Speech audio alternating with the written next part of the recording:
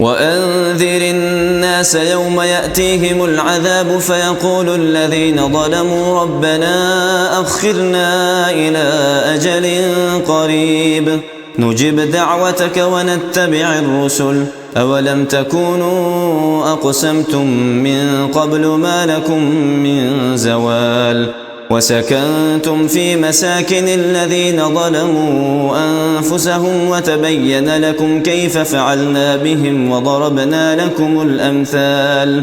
وقد مكروا مكرهم وعند الله مكرهم وإن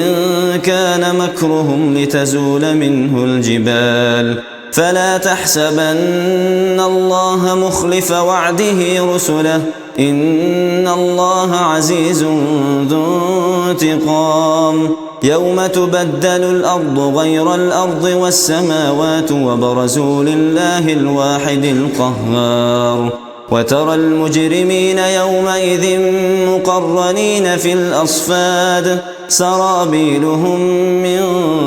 قطران وتغشى وجوههم النار ليجزي الله كل نفس